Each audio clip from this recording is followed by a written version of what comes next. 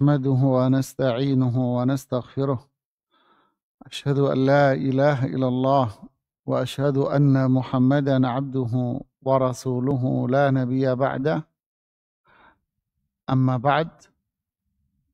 Alhamdulillah para ikhwah sekalian, kita bisa melanjutkan kajian kita dari bahasan kita tentang dari kitab Al-Usul Ats-Tsalatsah, 3 dasar utama dalam syariat Islam. Kita masuk pada bahasan tentang macam-macam ibadah kepada Allah. Di pertemuan yang lalu kita masuk pada bahasan tentang macam ibadah secara umum. Kemudian pembagian ibadah secara rinci. Kita masuk pada apa itu doa, bahasan tentang doa. Kemudian kita masuk pada bahasan tentang al-khauf, takut. Ya. Hari ini kita akan masuk pada tahapan yang berikutnya, yaitu ar-raja, tawakal, ya, dan seterusnya. Raja yang sebelumnya adalah al-khauf. Ini adalah bagian dari ibadah. Bahkan para ulama mengatakan ini adalah pilarnya ibadah. Karena ibadah itu dibangun dengan 3 prinsip. Dibangun dengan 3 pilar maksudnya. Dibangun dengan 3 pilar, yaitu cinta, takut, dan berharap. Ini pilarnya ibadah. Seseorang beribadah karena cinta kepada Allah. Seseorang beribadah karena ada harapan yang tinggi akan rahmat Allah. Seseorang ibadah karena takut akan azab Allah Subhanahu wa ta'ala. Jadi ini adalah pilarnya.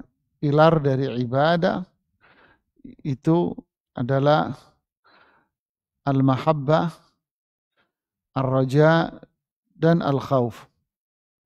Imam Ibnu Qayyim mengatakan dalam Al-Wabil Sayyib, mengutip pandangan para ulama sebelumnya dan juga di kitab Madarijus Salikin, beliau mengatakan ibarat seekor burung. Jadi para ulama mengatakan, yang beliau nukil, ibarat seekor burung, di mana burung ini akan terbang ketika burung ini memiliki 2 sayap. Dia akan bisa terbang leluasa dan dia akan bisa hidup dan menikmati kehidupan dia dengan kesenangan. 2 sayap itu ibarat roja dan al-khauf. Ketika 2 sayap ada, dia terbang. Begitulah seorang muslim ketika memiliki roja dan memiliki al-khauf, maka dia akan bisa ibadah kepada Allah dengan baik dan benar. Tapi kalau ada 1 sayap saja, burung itu tidak akan bisa terbang.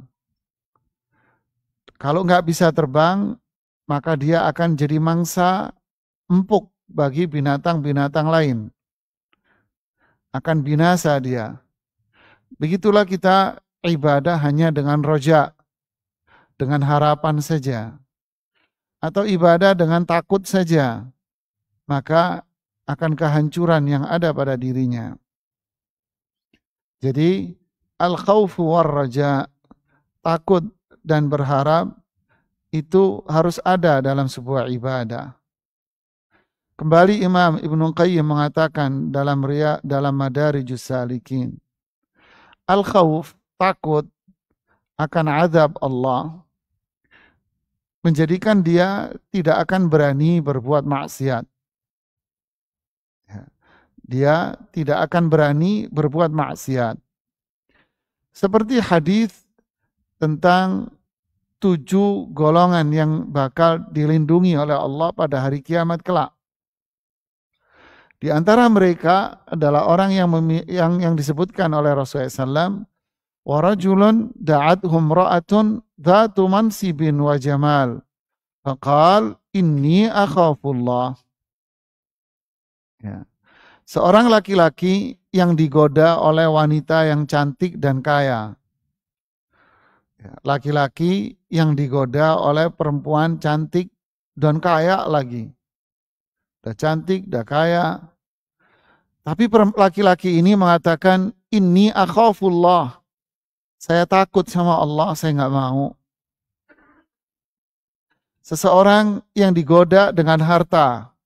Di hadapan dia ada harta yang banyak. Dia mengatakan, enggak, saya takut sama Allah.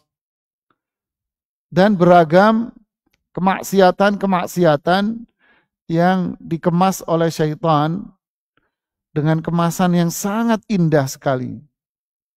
Bagi orang yang memiliki iman, dia tahu bahwa ini hanyalah kemasan syaitan.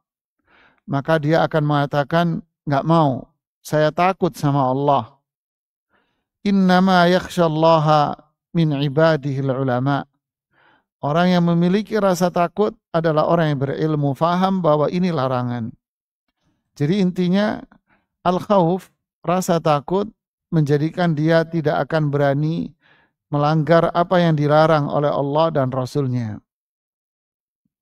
Raja, yaitu berharap, menjadikan dia akan terus bersemangat untuk menjalankan apa yang Allah dan Rasul-Nya perintahkan.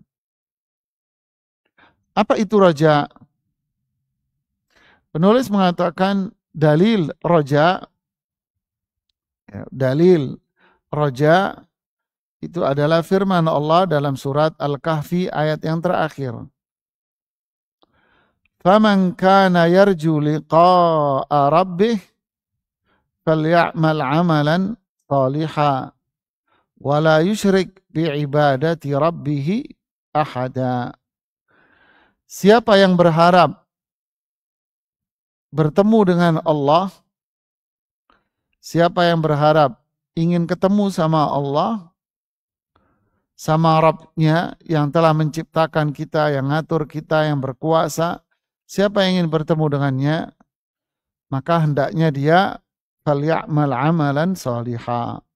Hendaknya dia beramal dengan amalan yang saleh. Wala yusyrik bi'ibadati rabbi ahada. Dan dia tidak berbuat syirik kepada siapapun dalam hal ibadah kepada zat yang menciptakan dan yang mengatur dia. Nah, di sini disebutkan, di ayat ini Allah sebutkan siapa yang berharap ketemu sama Allah di surga tentunya. Siapa yang mau ketemu sama Allah di surga gitu ya. Harapan. Roja.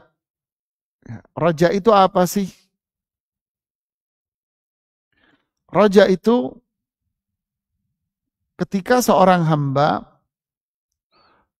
mengetahui, memahami, bukan hanya sekedar kenal, tapi benar-benar dia berilmu, faham bahwa Allah Subhanahu wa ta'ala adalah zat yang paling mulia, zat yang memiliki kemuliaan, zat yang memiliki kasih sayang. Kebaikan hanya ada di tangannya, sebagaimana keburukan pun ada di tangannya. Semua bentuk kebaikan berasal dari Allah. Semua kasih sayang, begitu besar dan luasnya kasih sayang Allah, itu semua dari Allah Subhanahu wa ta'ala. Semua kebaikan dunia akhirat itu dari Allah Subhanahu wa ta'ala. Surga pun menjadi puncak dari sebuah kebaikan, itu datangnya dari Allah Subhanahu wa ta'ala. Maka hal ini akan memicu di hati seorang hamba, apa itu? Harapan untuk mendapatkan itu semua. Nah, itulah yang namanya roja. Jadi roja ini jamaah adalah bagian dari hati seseorang, bagian dari amalan hati. Lebih jelasnya lagi, di dalam hatinya ada sebuah harapan yang begitu besar untuk mendapatkan kebaikan, kemuliaan, rahmat, karunia, kasih sayang, hidayah dari Allah. Begitu besar harapan dia untuk mendapatkan itu. Nah, inilah yang disebut dengan roja. Ya. Jadi dalam hal ini, roja ini adalah amalan hati. Ya, amalan hati. Roja bukan ucapan. Mengatakan saya pengen masuk surga jemaah. Bukan. Harapan itu adalah amalan hati. Roja bagian dari hati sebagaimana takut itu juga bagian dari amalan hati. Ya itulah makna roja. Sehingga para ulama mengatakan seperti yang banyak disebutkan oleh Imam Ibnu Qayyim di Madarijus Salikin, roja itu adalah sebuah tingkatan di mana dengannya seseorang itu bisa menjalankan semua yang diperintahkan oleh Allah, melaksanakan semua yang diajarkan oleh Rasulullah SAW, itulah yang namanya roja. Dia bisa meniti jalan apa yang bisa menghantarkan dia menuju ke kehidupan yang penuh bahagia dunia dan menghantarkan dia menuju surga Allah Subhanahu wa taala. Itulah namanya roja, sebuah harapan yang kuat. Ini harapan roja. Makanya roja ini melahirkan raghbah. Roja melahirkan raghbah. Raghbah itu apa? Kesungguhan untuk mendapatkan apa yang dia inginkan. Jadi raghbah, kesungguhan untuk mendapatkan apa yang dia inginkan. Ketika punya harapan yang kuat, maka dia akan berusaha untuk mendapatkan apa yang diinginkan. Ya. Ibarat pepatah mengatakan, gunungku daki, lautanku seberangi untuk mendapatkan sang buah hati, gitu ya. Dia mau melakukan hal yang siap, hal yang sulit, berat. Dia harus melawan hawa nafsunya. Dia akan kerjakan itu. Yang penting dia bisa mendapatkan apa yang dia inginkan. Nah, antara roja dengan raghbah. Yad'unana raghaban wa rahaba. Mereka orang beriman itu adalah orang yang berdoa, beribadah dengan penuh kesungguhan untuk mendapatkan apa yang dia inginkan. Sebagaimana al-khauf, kata Imam Ibnu Qayyim, takut itu diiringi dengan apa? Lari dan kabur. Orang takut akan menghindar.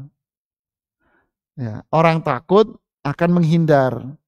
Orang yang berharap akan maju ke depan untuk melakukan sesuatu yang bisa mewujudkan apa yang dia inginkan. Jadi, seseorang berharap untuk mendapatkan hidup bahagia dunia akhirat, terutama ketika dia wafat, mendapatkan nikmat kubur.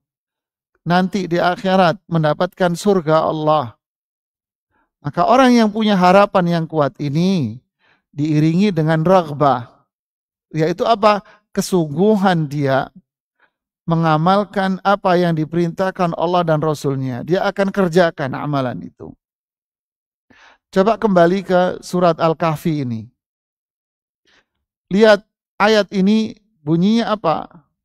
Allah mengatakan, "Faman kana yarju liqa'a rabbih." Siapa yang berharap ingin ketemu sama Zat yang menciptakan dia, yang ngasih nikmat dia, yang berkuasa di alam semesta. Siapa yang ingin ketemu sama Allah, berharap ingin ketemu sama Allah, lalu dilanjutkan dengan apa? Maka kalau Anda berharap pengen ini, lakukan ini. Apa itu? Falya'mal amalan shaliha wala yusyrik bi'ibadati rabbih ahada. Ya. Falyamal, hendaknya dia beramal. Ya, hendaknya dia beramal. Lihat, kalau Anda punya harapan, maka Anda harus beramal. Kesungguhan beramal. Kalau punya harapan, ingin masuk surga, bertemu sama Allah, ya Anda harus beramal. Amal soleh. Yang kedua, jangan syirik. Imam Ibnu Katsir rahimahullah menjelaskan ayat ini dengan mengatakan yang dimaksud dengan kamu harus beramal, amal soleh, yaitu amal yang sesuai dengan petunjuk Rasulullah SAW. Wala yusyrik, maksudnya ikhlas. Jadi kalau pengen ketemu sama Allah di surga, ya harus sungguh-sungguh dalam menjalankan petunjuk Rasulullah SAW dan harus benar-benar ikhlas menjauhi syirik. Itulah orang yang berharap namanya. Lalu Imam Ibnu Qayyim membedakan antara orang yang berharap dan orang yang angan-angan. Apa bedanya harapan dengan angan-angan? Nah, apa bedanya? Ibarat, kata Imam Ibnu Qayyim, ibarat orang yang punya sawah atau ladang. Dia berharap agar mendapatkan hasil panen yang melimpah dari sawah dan ladangnya. Kalau orang yang berangan-angan, dia hanya duduk manis di rumah, dia hanya melihat dan memandang kebunnya aja, sambil mengatakan, wah ini nanti panen ini, saya pengen panen ini. Tapi dia tidak berbuat apa-apa. Ini namanya mimpi di siang bolong. Ini namanya orang yang berangan-angan. Ya. Angan-angan aja. Tapi kalau orang yang berharap, dia akan ambil cangkul, dia akan cari orang yang bisa menggarap sawahnya, dia ambil cangkul, digarap sawahnya itu sesuai dengan petunjuk dalam pengolahan sawah dan ladang. Pasti dia akan mendapatkan hasilnya. Itulah bedanya antara harapan dengan angan-angan. Angan-angan termasuk orang yang berangan-angan apa? Seseorang yang bermaksiat. Yang pertama tadi angan-angan itu tidak berbuat apa-apa. Angan-angan termasuk angan-angan orang yang bermaksiat. Maksiat sana, maksiat sini. Diingatkan, dinasehati sama orang. Jawaban dia apa? Santai aja bro. Allah itu maha pengasih penyayang bro. Kamu kok sok tahu aja kayak Tuhan kamu. Allah itu ngampuni dosa orang yang berbuat jahat. Jadi dia mengandalkan kasih sayang Allah, ampunan Allah, tapi satu sisi dia berbuat maksiat. Nah, ini namanya orang angan-angan. Kalau dia itu memang benar mengharap rahmat dan ampunan Allah, pasti dia akan bertaubat. Itulah bedanya antara roja dengan angan-angan. Dan itulah hakikat roja, berharap. Yaitu dia mempelajari. Roja itu akan muncul dari mana? Roja itu akan muncul dari ilmu. Di saat dia berilmu, dia akan berharap mendapatkan itu. Ketika dia tahu ampunan, taubat, tahu karunia, kebesaran, kebaikan Allah, maka ketika dia tahu, maka dia akan menjalankan beramal. Itulah hakikat roja. Mengamalkan Quran, sunnah Rasulullah SAW dengan raghbah, dengan penuh kesungguhan. Berarti roja ini bagian penting dari ibadah kepada Allah, ibadah hati, amalan hati.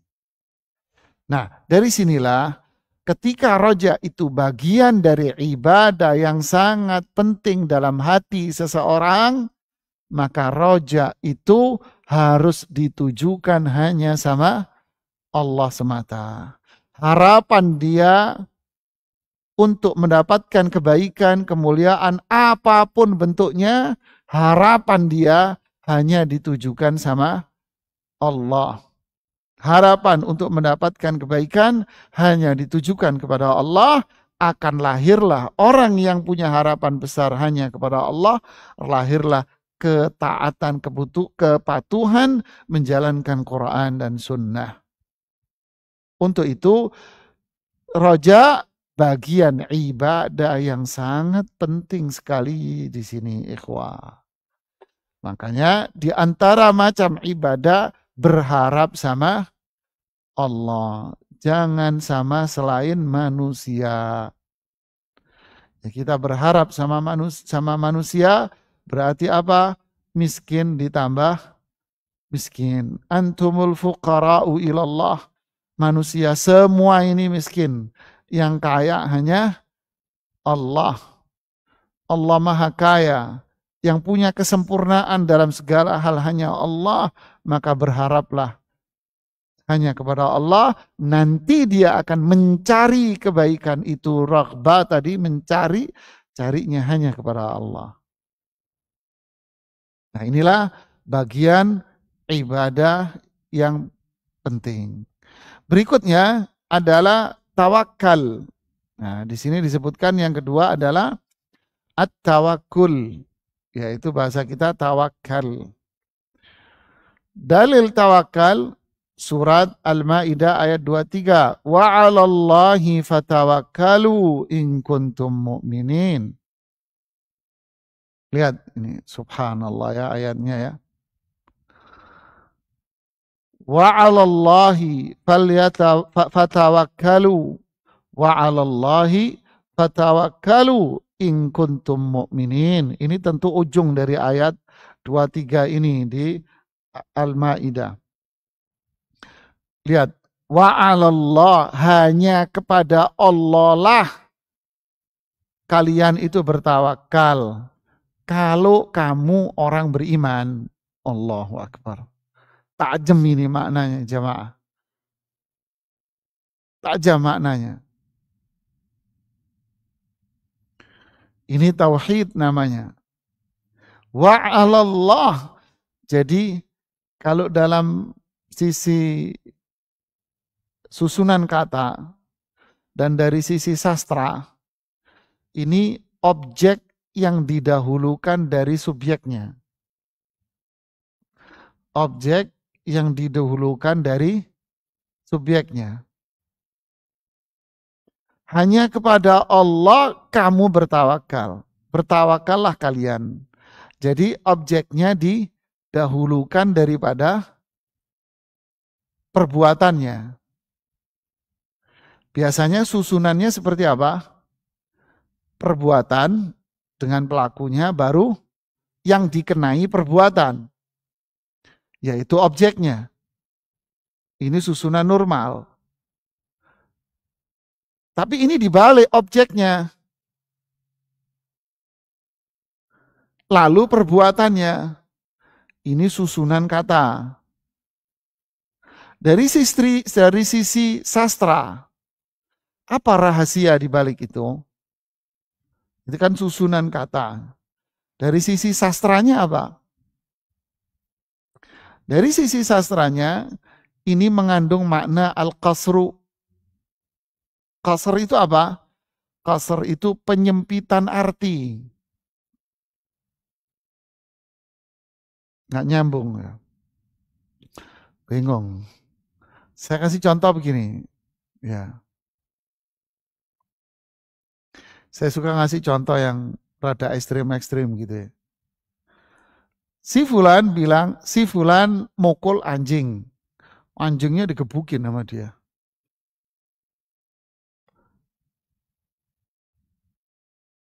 Lalu ada orang nanya, siapa ini yang mukulin anjing sampai kayak gini? Lalu dia bilang, saya memukul anjing ini. Ini pakai bahasa baku loh ya. Saya mukul anjing ini. Oke. Lalu diganti lagi susunannya, umpama ada orang kedua mengatakan, anjing ini yang saya pukul. Apa bedanya? Ayo. Apa bedanya? Saya memukul anjing ini. Berarti susunannya apa? Normal. Kan gitu kan? Pelaku, perbuatan, yang dikenai perbuatan, objek. Terus dibalik sekarang, objeknya ditaruh di depan. Anjing ini yang saya pukul,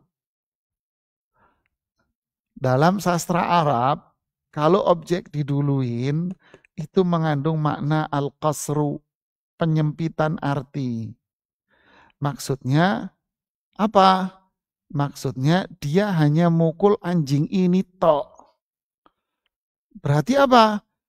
Dia nggak pernah mukulin anjing, baru kali ini dia mukul anjing ini. Tapi kalau dia mengatakan, saya memukul anjing, bisa jadi ada kemungkinan dia mukulin anjing-anjing tetangga yang lain, jemaah. Paham? Lihat, subhanallah. Paham ya? Lihat gaya bahasa yang dipakai Al-Quran. Wa 'alallah falyatawakkalu. Sama Allah saja kalian itu harus tawakal. Berarti mengandung makna apa? Hah? Tawakalnya sama Allah saja, jangan sama yang lain. Itu maknanya. Makanya objeknya diduluin. Berarti kalau bicara masalah tauhid, namanya apa ini? Ya bertauhid, ikhlas. La ilaha illa Allah. Ikhlas, objeknya diduluin.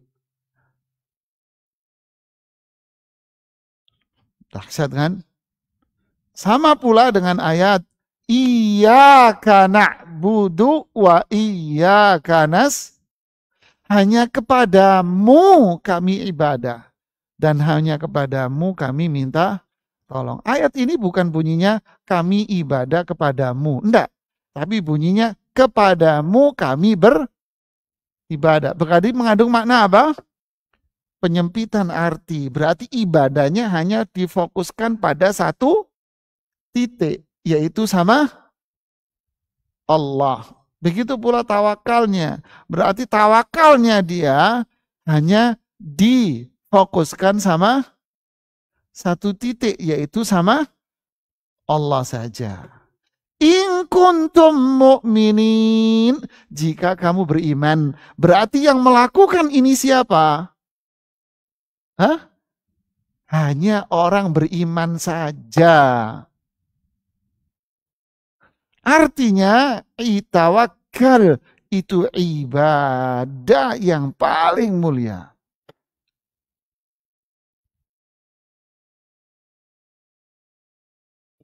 Paham ya? Makanya ayat iyyaka na'budu wa iyyaka nasta'in itu otaknya Al-Quran. Kalau Al-Fatihah induknya Quran. Otaknya apa? Iyyaka na'budu wa iyyaka nasta'in. Ada induk yang lebih kecil lagi ya otaknya. Berarti Islam yang Allah turunkan kepada Rasulullah SAW itu intinya dua. Cuman dua. Apa itu? Hah? Ibadah hanya kepada Allah. Yang kedua apa? Wa iyyaka nasta'in, yaitu apa? Meminta pertolongan hanya sama Allah. Minta tolong sama Allah itu maknanya apa? Tawakal, jemaah. Berarti tawakal itu apa? Tawakal itu isti'anah. Hanya meminta pertolongan dan menyandarkan semuanya sama Allah. Berarti Islam ada berapa? Anak luru jamaah. Dua. Tawakal sama ibadah. Jadi tawakal, orang bilang berserah diri. Berserah diri itu memohon pertolongan, memohon kebaikan sama Allah. Makanya diserahkan semuanya. Itulah tawakal. Berarti dia tawakalnya memohon dan menyerahkan semua kebaikan hanya sama Allah. Saat itulah dia menjadi hamba Allah yang beriman. Makanya di ayat Al-Quran banyak sekali yang berbicara tentang tawakal ini. Hadis Rasulullah SAW banyak sekali yang bicara tentang ini. Ini inti ibadah. Ini ibadah yang paling mulia. Serah diri sama Allah. Dan tawakal itu bagian kedua ibadah. Bukan tawakal itu duduk manis yang tak mau berbuat. Tidak. Ya, inilah tawakal. Nah, ketika seseorang tawakalnya memohon kebaikan, menyerahkan semuanya bukan kepada selain Allah, saat itulah dia akan masuk dalam lembah syirik kepada Allah. Datang ke kuburan minta-minta. Berarti dia tawakalnya sama siapa? Kuburan, mintanya ke kuburan diserahkan. Pakai cincin. Cincin apa ini? Iya Pak, kalau saya cincin ini nanti bisa terbebas dari mara bahaya. Berarti tawakalnya sama siapa? Sama mbah yang ini ada isinya Pak. Iya ada isinya batu. Jadi itulah dia beribadah kepada selain Allah. Itulah tawakal jemaah. Ya, subhanallah. Jadi ini adalah inti dari ibadah yang mulia. Nah, orang yang memiliki tawakal adalah orang yang beriman. Siapa? Yaitu mereka yang punya ilmu. Tanpa ilmu tidak akan muncul namanya roja. Tidak akan muncul yang namanya takut. Tidak ada tawakal sama Allah. Dan tidak ada cinta yang melahirkan dia hanya berdoa dan taat sama Allah saja. Ya, makanya orang jahil itu cuek, bebek. Istilah bahasa Indonesianya cuek, bebek lagi. Ya, nggak ada harapan, nggak ada takutnya.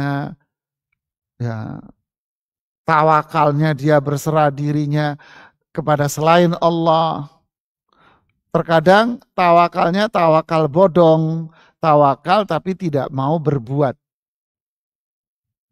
Ya, dia tawakal tapi tidak mau berusaha dan berbuat apa-apa, dia bohongan saja. Karena dia tidak paham. Atau dia syirik akhirnya kepada selain Allah. Kamu pengen usahamu lancar. Iya, saya kemarin waktu itu ke kuburan itu. Habis itu lancar usaha saya Pak. Gitu. Waduh. Kayaknya kamu rajin di situ. Saya pakai ini. Toko saya tempelin ini, Pak. Ya. Terus itu kesyirikan muncul. Ya. Jadi dia isti'anah, memohon pertolongannya kepada selain Allah Subhanahu wa taala. Ya, syirik akhirnya. Ya, bisa jadi dia mendapatkan apa yang dia inginkan, tapi bukan berarti itu benar. Gitu kan? Mendapatkan apa yang diinginkan bukan berarti benar. Inilah tawakal yang menjadi bagian dari ibadah. Lalu ayat yang kedua, surat At-Talaq ayat 3. Ya. Wa man yatawakkal 'ala Allah fahuwa hasbuhu. Siapa yang bertawakal kepada Allah, maka Allah akan mencukupi dia. Nah, ini bicara hasil. Bicara hasil.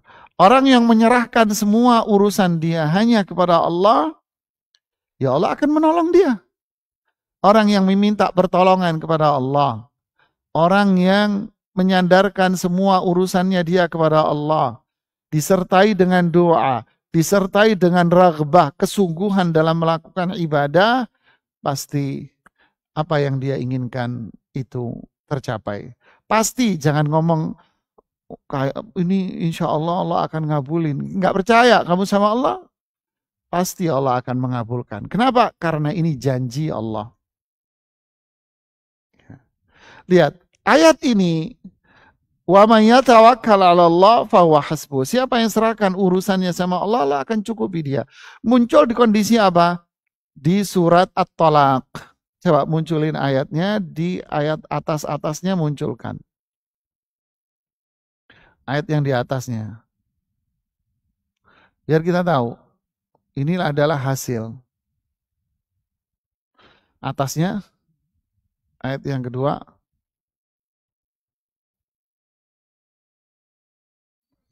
Nah, ayat yang pertama, ayat yang kedua, ini bicara tentang konflik rumah tangga yang berakhir pada perceraian atau melanjutkan perkawinannya. Konflik rumah tangga. Ya. Musim pandemi di rumah saja. Isinya apa?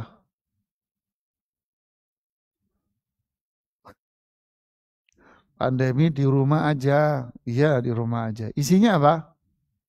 Di rumah aja. Berantem terus sama bininya. Yo di rumah tok. Ya, berantem aja istrinya akhirnya. Nah, dalam konteks ini Allah muncul pada ayat yang ketiga. Allah firman pada ayat yang ketiga. Apa itu? Coba di akhir ayat yang kedua tadi. Wa may yattaqillaha yaj'al lahu makhraja. Siapa yang bertakwa kepada Allah, nanti Allah akan kasih solusi dari semua problem kamu. Terus ayat yang ketiganya muncul wa yarzuqhu min haitsu la yahtasib, kasih rezeki nanti dari jalan yang tidak kamu sangka-sangka. Kemudian yang ketiga, wa may yatawakkal 'ala Allah fahuwa hasbuh. Siapa yang tawakal sama Allah, nanti Allah akan tolong dia. Yang keempat, innallaha balighu amrih, nanti Allah akan memenuhi dan menyampaikan semua perkaranya. Allahu akbar. Jadi bertakwa, minta tolong sama Allah saja, maka kehidupan ini akan dipenuhi dengan rahmat sama Allah. Inilah tawakal jemaah. Ini hal tawakal. Jadi tawakal itu apa? Memohon pertolongan, serahkan semua sama Allah, yang diikuti dengan ketakwaan, amal. Hasilnya apa? Allah akan kasih kemudahan pada semua kesulitan. Allah kasih rezeki kita dari jalan yang tidak disangka. Dan Allah akan senantiasa memberikan pertolongannya kepada kita semua. Syaratnya hanya tawakalnya sama Allah. Lau tatawakkaluna 'ala Allahi haqqa tawakkulih la razaqakum kama yarzuqut tayr. Andai kalian itu memohon pertolongan, menyerahkan semua urusan Anda hanya kepada Allah, pasti Allah akan kasih rezeki kalian sebagaimana Allah ngasih rezeki burung. Pagi-pagi ini burung terbang dari sangkarnya dengan perut kosong. Sore dia pulang dengan perut yang sudah terisi, plus bawa bungkusan-bungkusan buat anaknya. Bawa makanan-makanan buat anaknya. Wah, kata inilah tawakal yang merupakan bagian dari ibadah yang hanya ditujukan kepada Allah semata. Ibadah yang merupakan makna adalah memohon pertolongan dan menyerahkan semua urusan dia hanya kepada Allah Subhanahu wa ta'ala. Lalu, boleh nggak kita serahkan urusan kita kepada manusia? Apakah semua bentuk pekerjaan yang kita serahkan kepada manusia namanya syirik? Si fulan punya perusahaan. Perusahaannya dia ada 1, 2, 3 umpama. Ya nggak mungkin semuanya dia dudukin, ditongkrongin kayak punya toko gitu ya. Orang punya toko itu didudukin ya. Tukang punya toko material, ya didudukin sama dia. gitu kan. Ditongkrongin sama dia. Kalau orang punya perusahaan atau tokonya banyak, masa ditongkrongin dia sendiri? Enggak kan? Dia apa? Dia serahkan kepada siapa? Diserahkan kepada si fulan. Kamu urusin perusahaan saya, kamu urusin toko saya. Deh, dia hanya ngapain? Ngawasin dan ngontrol. Boleh nggak? Boleh. Kenapa dia serahkan pekerjaan kantornya kepada si fulan? Karena si fulan ini mampu melakukan itu. Jadi menyerahkan urusan kita kepada sesama manusia itu boleh. Dengan catatan dia mampu melakukan pekerjaan itu.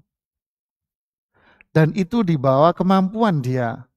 Seperti usaha tadi. Pekerjaan, bisnis, diserahkan sama dia. Suami istri, suaminya nyerahkan urusan rumahnya sama istrinya. Istrinya bisa. Tapi bisa nggak nasib kita di masa depan kita serahkan kepada si fulan, kepada benda mati? Bisa nggak rezeki kita serahin sama fulan?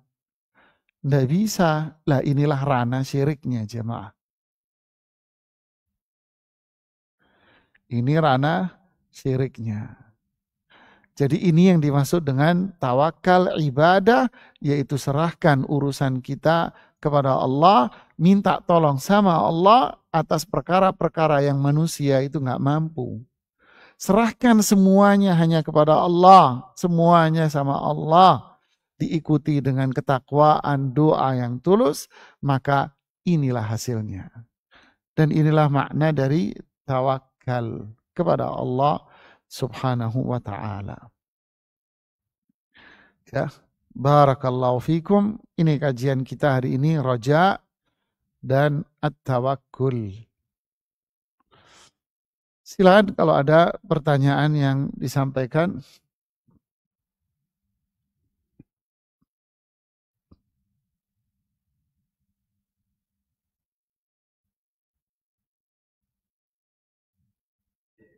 Dan telah memberikan ilmunya pada kita. Semoga bisa dipahami dan diamalkan dengan baik. Baik jamaah sekalian, selanjutnya kita masuk ke sesi tanya jawab. Sebelum kita bacakan pertanyaan yang masuk kepada kami izinkan untuk jamaah yang ingin bertanya langsung boleh raise hand-nya. Silakan. Kalau ada yang ingin bertanya langsung.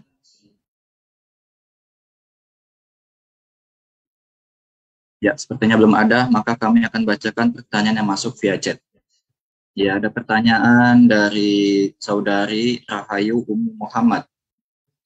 Bismillah, Assalamualaikum warahmatullahi wabarakatuh. Izin bertanya Ustadz, apakah amalan-amalan hati ini paling penting dan paling besar pahalanya dibandingkan amalan lisan dan anggota badan lainnya? Syukron Ustadz. Masya Allah.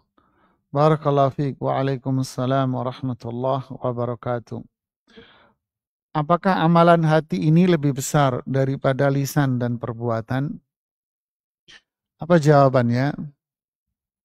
Segala sesuatu itu pasti ada motor penggeraknya. Suara mobil itu akan terasa bagus, terasa bersih, suara mobil terdengar bagus, terdengar jernih. Kapan? Kapan? Kalau motor penggeraknya bersih. AC kita ini akan terdengar suara lembut kapan? Kalau bersih. Begitulah mobil bersih. Kalau suaranya bersih, berarti motor penggeraknya bersih, berarti jalannya mobil dan motor ini akan apa? Akan bagus. Berarti intinya di mana? Apakah intinya di suara ini mobil sama jalannya atau intinya di motor penggerak? Pedagang-pedagang yang nakal dalam jual beli mobil, ketika mobil ini mau dijual, Yang penting ketika distarter dan dicoba oleh calon pembeli, suaranya lembut. Dicoba, suaranya lembut. Di saat itu saja. Oh iya ya, oh iya Pak, bagus masihan Pak. Tawar beli, pakai. Dapat 2 hari, 3 hari, jebol mesinnya ternyata Pak. Kenapa? Karena ucapan dan perbuatannya hanya lipstick saja. Wa idza ra'aitahum tu'jibuka ajsamuhum wa in yaqulu tasma' liqaulihim ka'annahum khusyubun musannadah. Ya. Kalau dia berpenampilan, penampilannya itu akan memukau kalian. Kalau dia berbicara, membuat kalian itu takjub dengan cara dia berkomunikasi. Padahal dia tak ubahnya seperti hiasan-hiasan dinding saja. Siapa ini? Para munafik. Ya. Jadi intinya di mana? Di ucapan yang indah atau di perbuatan yang menarik. Innallaha la yanzuru ila suwarikum wala ila ajsadikum. Allah enggak melihat penampilan kalian dan tubuhmu. Anda tahu tubuhnya Abu Jahal, jamaah? Tinggi, besar, gagah, dadanya, apa namanya istilahnya? Bidang, bahunya ini kenceng, kulitnya putih, bersih, rambutnya sebahu, rambutnya di bawah kuping, kalau bicara tegas, ganteng, duitnya banyak. Ayo, milih apa jamaah? Abu Jahal. Yang satunya Abu Lahab. Disebut Abu Lahab, Lahab istilah jahiliyah, Lahab itu artinya ganteng jamaah. Disebut Abu Lahab maksudnya sosok laki-laki yang ganteng, wis ganteng pol gitu jamaah. Istrinya namanya Ummu Jamil, disebut apa? Perempuan cantik jamaah. Duit, wah setumpuk. Jabatan darah biru plus orange sekalian. Deh, tinggi tuh dia jemaah. Ya, tapi apa yang kenyataan? Tabbat yada abi lahabin watab. Kenyataannya yasla naran. Kenyataannya istrinya hammalatal, masuk neraka sak bini-bininya semuanya. Ketika seorang wafat, bangkitkan oleh Allah dari kubur, apa yang terjadi? Wa hussila ma fis sudur, semua isi hatinya ditampilkan oleh Allah. Yaumatu balas sarair, hari itu semua yang rahasia-rahasia hati ditampilkan oleh Allah. Deh, ada yang ganteng, ada yang cantik, nggak ada ceritanya sudah. Jadi intinya mana jamaah ini? Ini hati ini. Ala fil jasadi mudghah. Idza saluhat saluhal jasadu kullu. Ketahuilah, dalam tubuh kita ada segumpal mudghah. Ya, segumpal darah. Kalau ini baik, maka semuanya akan ucapannya bagus, perbuatannya bagus. Kapan? Kalau hatinya baik. Dulu saya masih di pesantren, ketika kurban, banyak dulu karena bantuan dari kerajaan Saudi apa gitu, banyak kurban dulu. Ketika kurban, dinas peternakan itu selalu datang, setiap tahun datang dinas peternakan itu. Orangnya ya bapaknya ya ini aja bapaknya. Datang nemui saya di kantor, ini tahun pertama nih. Oh ya Pak, kami ngecek kesehatan binatang yang kurban. Maksudnya gimana Pak? Saya nanya. Jadi kalau binatangnya ini kita nilai layak, ya silahkan Anda jadikan kurban dan dibagi-bagi ke masyarakat. Kalau kami menilai nggak layak, ya nggak boleh Pak Anda bagi-bagi ke masyarakat. Waduh, runyam nih. Pusing pala saya. Ini kalau dianggap nggak layak, terus laporannya gimana nih? Terus saya bilang, Pak caranya Bapak nilai gimana Pak? Saya kambing ada sekian ratus kambing Pak. Sapinya banyak. Bapak nilainya gimana? Terus kapan saya kurban Pak? Ketawa tuh Bapak, wah di kantor saya ketawa geli. Pak Ustadz polos amat. Ya emang saya kakak ngerti, saya bilang. Pak Ustadz sembelih saja. Lah terus saya cuma mau ngelihat hatinya saja. Allahu Akbar. Saya langsung teringat hadis Nabi ini. Subhanallah, saya mau lihat hatinya saja Pak. Oh gitu, iya. Saya lihat hatinya, saya tes dengan alat tes saya. Kalau saya ngelihat hatinya ini bagus, sehat, berarti semua dagingnya sehat Pak. Silakan bawa bagi. Allahu Akbar. Ya, jadi begitulah yang terjadi. Ya. Ini mereka ilmu peternakan. Ya. Jadi kalau ada pertanyaan yang sangat bagus ini, mana yang lebih utama? Lisan, perbuatan, atau hati? Jawabannya hati. Kalau gitu mana yang harus kita perhatikan? Yang lebih kita perhatikan adalah apa? Hati kita. Perbaiki hati kita. Ini yang jauh kita lebih prioritaskan daripada ucapan dan perbuatan. Qad aflaha man zakkaha. Beruntung orang yang hatinya bersih. Mau wafat, ya ayyatuhan nafsul mutmainnah. Wahai orang yang hatinya bersih, jiwanya bersih. Terus seperti itu. Jadi kita prioritaskan kita ini bersihin hati. Lalu bagaimana caranya bersihin hati Ustaz? At-tauhid, bertauhid kepada Allah. Yaitu apa? La ilaha illallah. Tidak ada sesembahan yang benar kecuali Allah. Tidak ada ibadah yang patut kita lakukan kecuali hanya kepada Allah. Berarti apa? Takut, berharap, tawakal.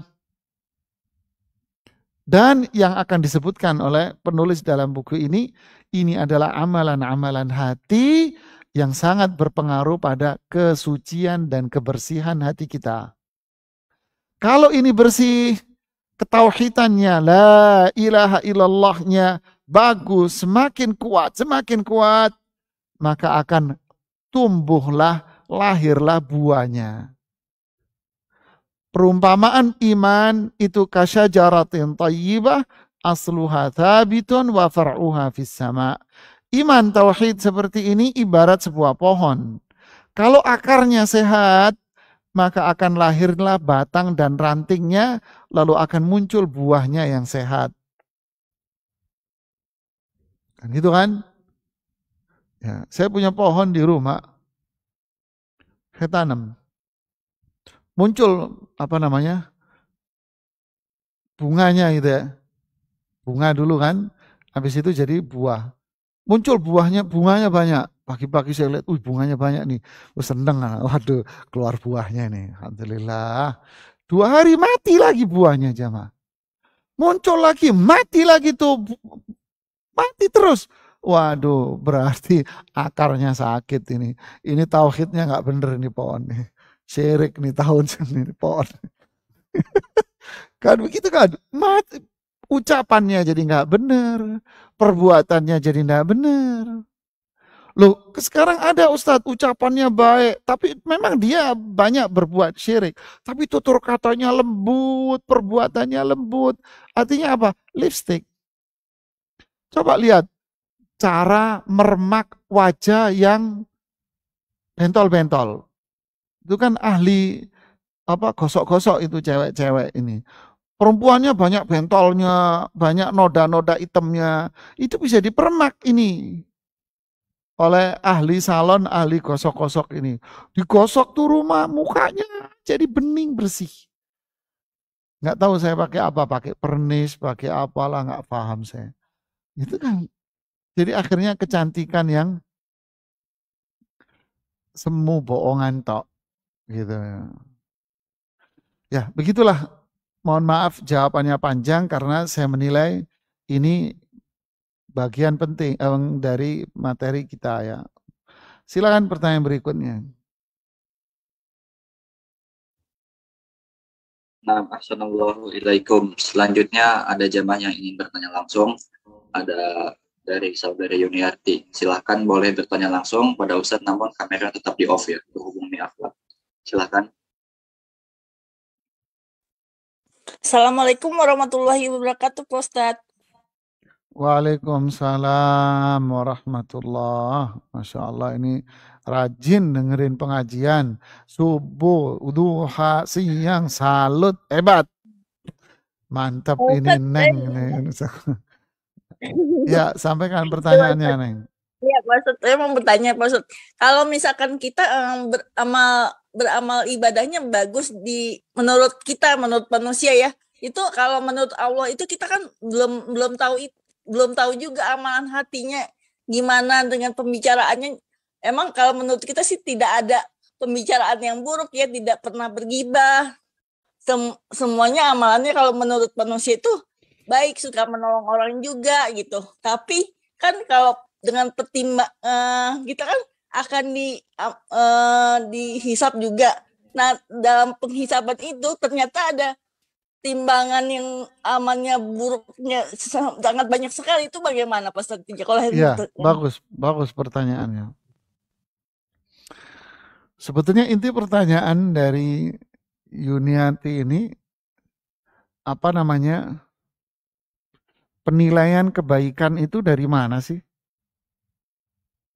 Yang nilai baik, apa yang kita lakukan ini sudah baik, udah benar. Baik, benar. Yang kita lakukan ini sudah tepat. Itu siapa yang berhak bikin penilaian? Ya. Saya ambil contoh begini, yang sering saya ambil contoh. Seorang karyawan. Ya. Tiba-tiba karyawan ini di akhir bulan bikin laporan ke bagian HRD. Dia mengatakan bahwa setiap hari dia lembur. Hasilnya ini, sehingga target yang diberikan oleh perusahaan kepada dia itu bisa melampaui batas, jauh dari apa yang ditargetkan. Dia melejit tinggi targetnya. Kenapa? Karena dia lembur setiap hari. Dilaporkan ke bagian HRD. Kira-kira jawaban HRD apa? Apa jawaban HRD? Jawaban HRD yang pertama kali, yang nyuruh kamu lembur ini sopo? Kalau Surabaya ini HRD-nya ini. Yang nyuruh kamu lembur ini siapa? Lele. Ya Abdullah, yang nyuruh kamu lembur siapa? Menurut hemat saya, ini kan baik, Pak. Saya melejit kok di atas target. Apakah HRD-nya bilang, hebat kamu karyawan? Begitu HRD-nya? Enggak. Yang diketik oleh HRD apa yang dibikinin surat? Surat pujian atau surat wassalam? Hah? Ya surat wassalam jamaah.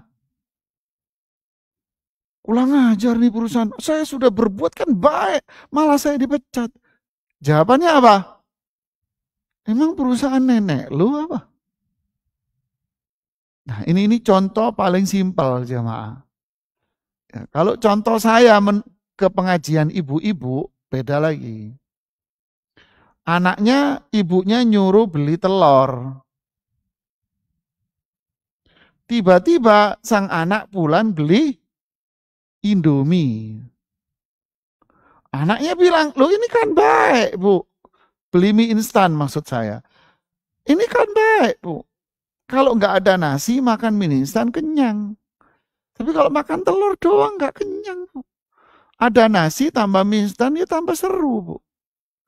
Kira-kira ibunya nerima nggak jamaah?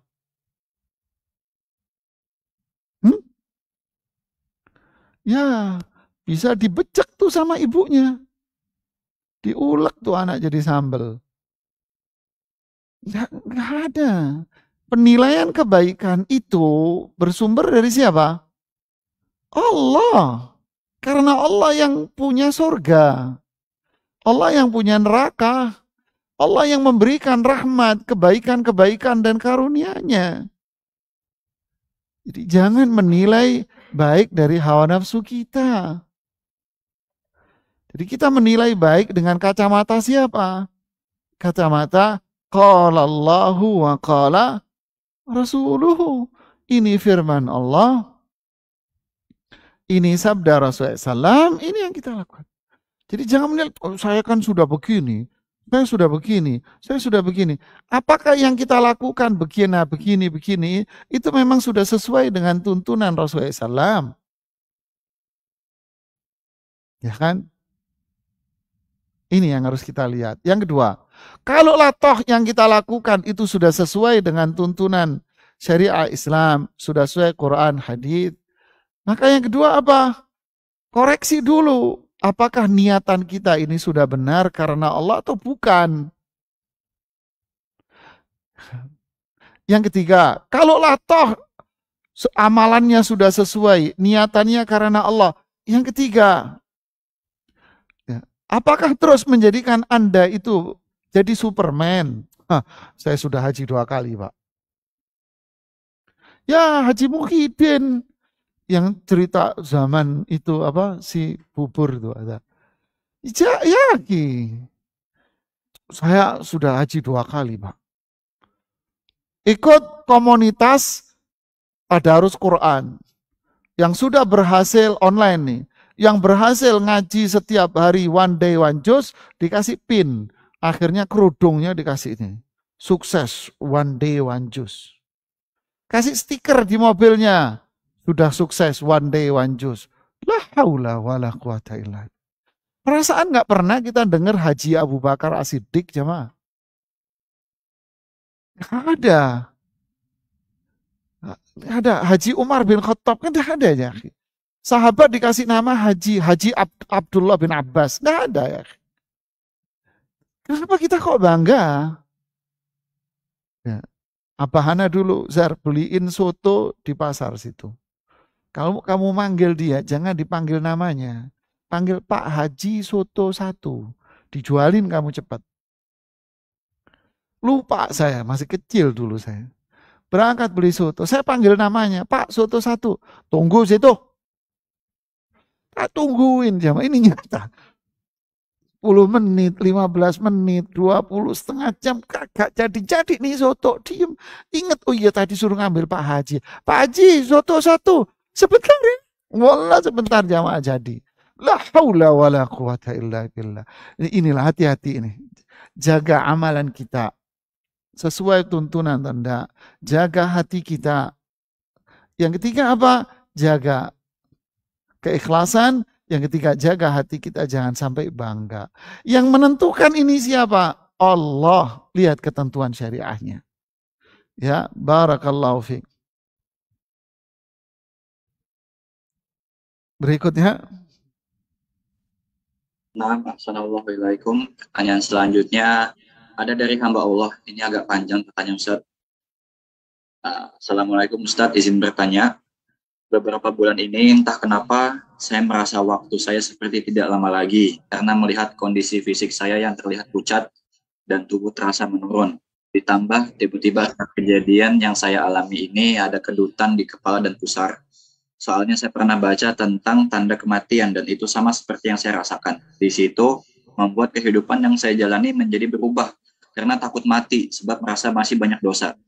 Saya sudah bertaubat Ustadz dan berusaha memperbaiki diri, namun dalam hati ini masih saja terus saja ada rasa takut mati karena terbayang bagaimana nanti proses sakaratul maut, bagaimana nanti di alam kubur, bagaimana nanti nasib saya di akhirat, takut akan azab kubur. Dan ketika saya sudah bertaubat entah kenapa saat beribadah hati ini terasa hambar. Lalu di hati ini selalu ada bisikan yang tidak baik terhadap Allah Ta'ala. Apakah itu dikarenakan di hati ini ada perasaan takut mati, atau ada ketidakikhlasan, atau tanda saya tidak bertawakal, saya khawatir jadi munafik. Apakah perasaan takut mati itu termasuk tidak beriman? Apakah saya termasuk tidak bisa menerima takdir, Ustadz? Apa yang mesti saya lakukan, Ustadz, agar tidak ada perasaan takut mati berlebihan? Bagaimana agar hati tidak hambar syukron? Panjang banget rentetan masalahnya. Jikalau seandainya apabila mbek menowo, kata orang Jawa ini. Wala haula wala quwata illa billah. Ya akhi, ini putus asa dari rahmat Allah. Ini putus asa ya akhi. Barakallahu fiik. Semoga Allah kasih hidayah kita semua. Allah kasih berkah kepada kita semua. Ini putus asa sama rahmat Allah. Orang yang putus asa sama rahmat Allah berarti nggak percaya sama Allah. Ya, nggak percaya ini namanya sama Allah. Memang Anda nggak percaya dengan Allah, dengan nama-namanya dan sifat-sifatnya yang sempurna dalam kebaikan. Anda percaya Anda? Kalau kita nggak percaya, waduh jahil amat kita ya. Ibarat contoh gini. Ini contoh apa namanya? Contoh konyol ini. Ini contoh konyol nih. Ini konyol ini. Apa itu? Anda ditemani Bruce Lee, ini ceritanya. Kan saya bilang contoh konyol. Di sebelah Anda ini Bruce Lee. Terus Anda bilang, enggak, saya nggak percaya. Saya nggak percaya. Ya konyol kan? Ya akhi, walillahil mathalul a'la. Allah punya perumpamaan yang jauh lebih sempurna. Kita punya zat yang menciptakan, yang mengatur, yang berkuasa di alam semesta, punya nama-nama dan sifat-sifat yang mulia. Masa nggak percaya sama Allah? Ini namanya putus asa. Dan putus asa dari rahmat Allah itu bisa dosa besar. Kalau sampai mengarah kepada menyalahkan Allah bisa kufur. Bahaya ini. Jadi apa kesimpulannya? Ini marad nafsi, ini penyakit kejiwaan. Anda ini sakit jiwanya. Ya, saya ngomong belak-belakan. Ini sakit jiwa orang kayak begini hatinya. Ya. Terus apa solusinya Ustadz? Solusinya adalah yakinlah. Allah itu Rahman, Rahim. Kasih sayang Allah itu luas. Melebihi dari apa yang ada di alam semesta. Inna lillahi mi'a rahmah. Allah itu punya 100 kasih sayang. Yang diturunkan di dunia cuma 1%. Cuma 1 yang diturunkan oleh Allah. Begitu luasnya kasih sayang Allah. Rahim, Allah akan membagi rahmatnya, sayangnya kepada hamba yang dikehendaki. Lihatlah. Begitu besar karunia Allah. Tidak ada yang sulit bagi Allah. Tidak ada yang susah bagi Allah. Karena Allah yang menciptakan semuanya. Yakin.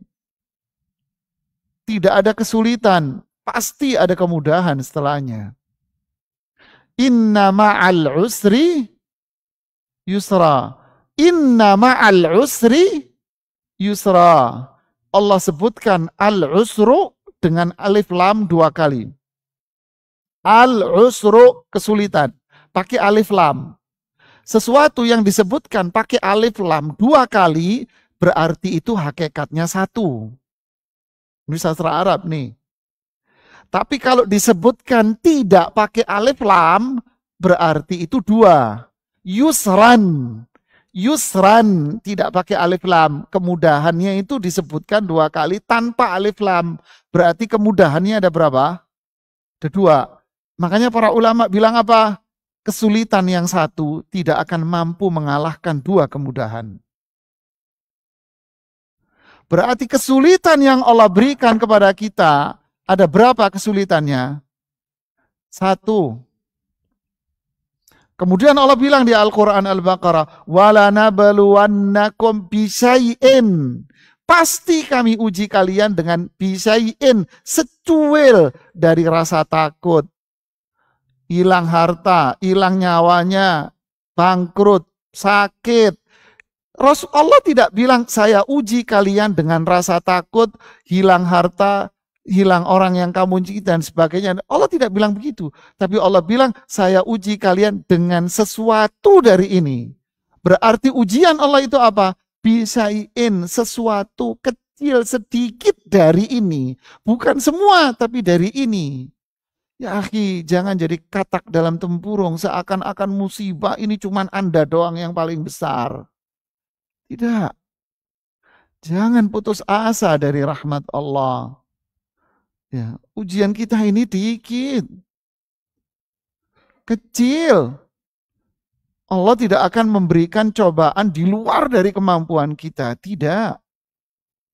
Ya. Buka hati kita. Kekuasaan Allah jauh lebih besar. Rahmat Allah jauh lebih mulia dari semua ini. Allah menguji ini untuk biar kita ini naik tangga. Sabar. Serahkan semua sama Allah. Memohon kebaikan hanya kepada Allah. Bertakwalah. Pasti kebaikan itu akan ada di hadapan kita. Ya, hilangkan bisikan-bisikan syaitan yang panjang lebar tadi itu. Buang bisikan-bisikan syaitan. Ya, maju ke depan dengan yakin akan rahmat Allah. Ada harapan untuk dapat rahmat Allah.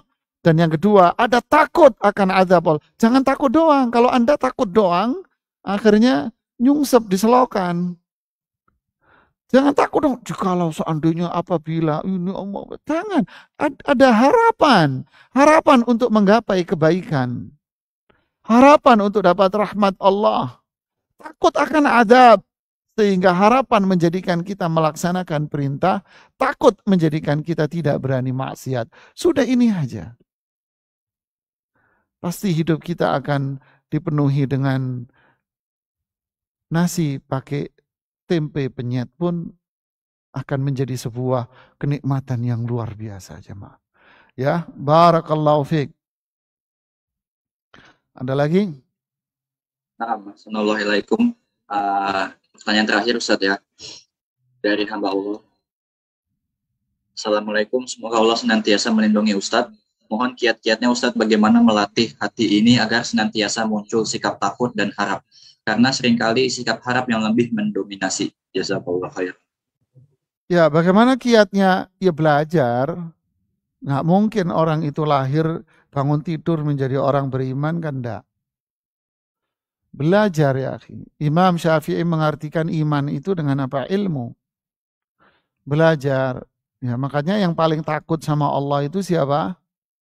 Orang yang berilmu. Jadi terus belajar akan melahirkan takut akan azab, akan melahirkan harapan tinggi untuk menggapai rahmat, akan semakin besar cintanya kepada Allah dan Rasulnya. Inilah ilmu. Terus belajar. Yang kedua, bergaul dengan orang-orang yang baik. Ya. Pedagang nasi goreng ya akan menikah dengan tukang sayur. Ya, annasu ala syakilatihim. Sudahlah. Orang itu akan berjalan sesuai dengan siapa? Ya lingkungannya. Ya, siapa lingkungan dia? Perokok. Enggak, saya enggak ngerokok. Walaupun teman saya ngerokok. Sekarang. Minggu depan ngerokok kamu. Ya, temennya itu. Ya kan, temennya ini. Begitulah seterusnya para jamaah ya. Wallahu a'lam bishawab. Nah, ada lagi? Waktu sudah mepet, sudah habis.